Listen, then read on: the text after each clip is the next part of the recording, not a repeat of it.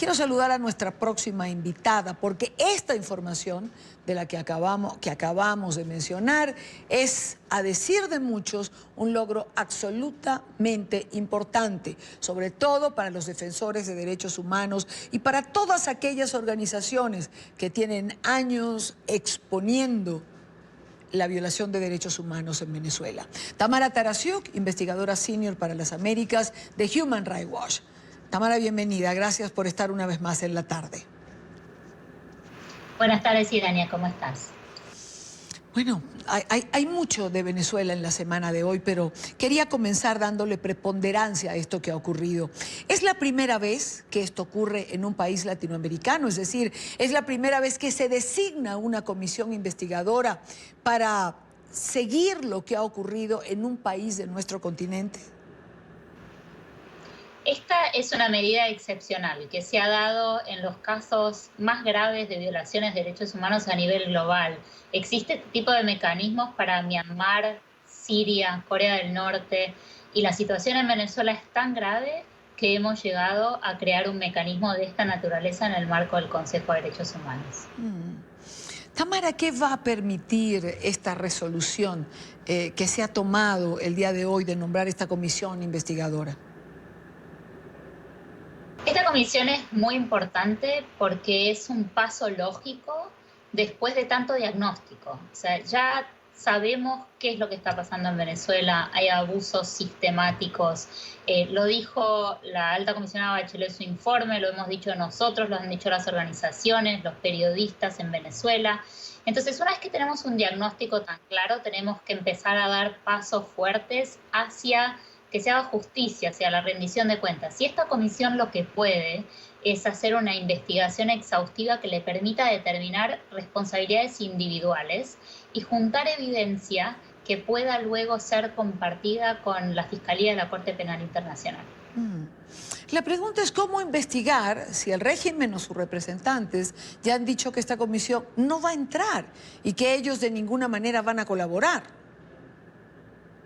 Esto es muy interesante. Por un lado te diría que en principio lo ideal sería que entren, pero aún si no ingresan al país, tienen la posibilidad de hacer una investigación exhaustiva, como hicieron en algunas de estas crisis globales de derechos humanos que te mencionaba antes, produciendo informes muy contundentes. Y en el caso de Venezuela estamos hablando de una crisis que ha generado un éxodo de 4 millones de personas, más de 4 millones de personas, con lo cual hay amplia evidencia fuera del país para documentar lo que está pasando.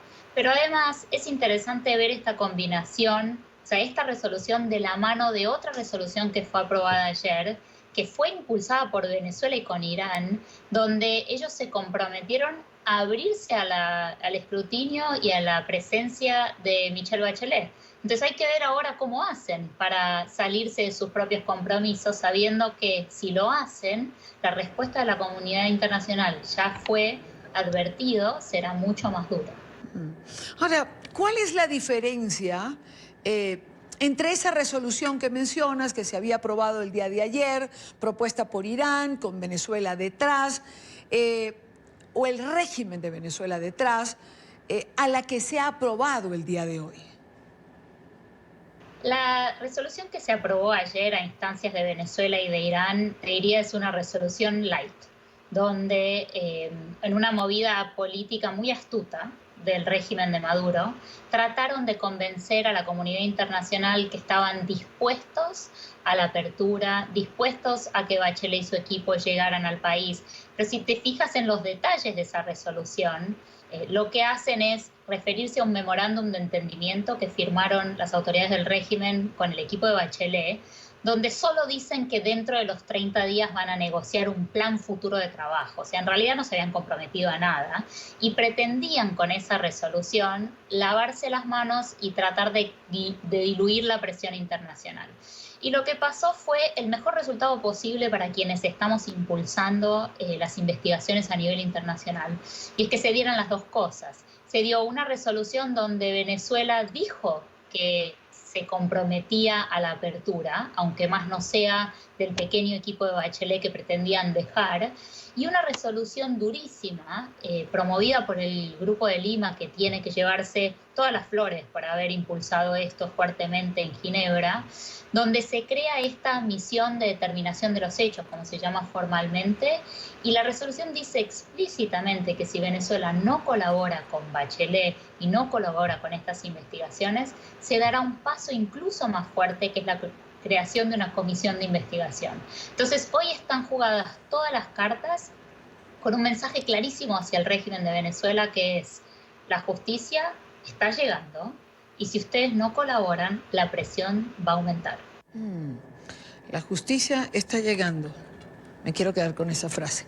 Tamara, el embajador del régimen en Ginebra, el señor Valero, ha dicho que esto no es más que una iniciativa que vulnera los principios de respeto, la soberanía y la no injerencia entre los estados. ¿Es una injerencia? Pregunto, resumiendo todo lo que dijo. Es una tontería ese argumento, porque cuando estamos hablando de derechos universales no existe tal injerencia y no se puede jugar la carta de soberanía. Estamos ante una responsabilidad colectiva de proteger derechos de una población que los viene sufriendo no desde ayer, sino desde hace varios años, y ante una situación de abusos sistemáticos. Aquí hay un patrón de abusos contra la población que se viene documentando hace un tiempo, que viene de la mano de una emergencia humanitaria que no tiene precedentes y que las autoridades no han sabido abordar. Entonces, en este contexto, hablar de soberanía en vez de lo que uno esperaría de cualquier gobierno decente, que es asumir la responsabilidad, no merece la menor respuesta, te diría.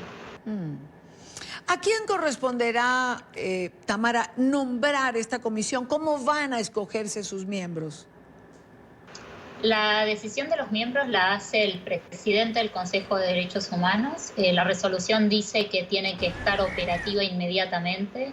En la práctica, este proceso puede demorar un mes. Los expertos son sugeridos por la Oficina de la Alta Comisionada, pero evidentemente quienes han tenido una alta participación en que esto se dé, como son los gobiernos del Grupo de Lima, nosotros, organizaciones de sociedad civil, haremos un esfuerzo enorme por proponer a expertos independientes y serios que puedan hacer este trabajo. Tienen un presupuesto de más de $2 millones y un mandato para presentar un informe de acá a un año. Entonces tienen todos los elementos para que esto salga bien, y tu punto es muy importante. El próximo paso es quién va a liderar estos esfuerzos. Tamara, podemos decir que hoy es un día, ¿cómo calificarlo? Icónico, simbólico, un día en que podemos hacer un punto y aparte, un día para celebrar, sobre todo para las organizaciones como Human Rights Watch, que han defendido los derechos humanos o que han tratado de exponer a la luz pública lo que pasa en Venezuela? Hoy es un día donde podemos hablar de una buena noticia sobre Venezuela, que no es muy habitual, la verdad, y definitivamente es un día que para nosotros es una victoria para las víctimas, que están buscando justicia y que hace años vienen sufriendo los abusos del régimen. Estas víctimas hoy están un paso más cerca de que se haga justicia y que los responsables de estos abusos en algún momento rindan cuentas por los delitos que están cometiendo. Quiero agradecer a Tamara Tarasiuk, investigadora senior para las Américas de Human Rights Watch, por estar con nosotros. Gracias, Tamara, por tu amabilidad de siempre. Gracias a ustedes.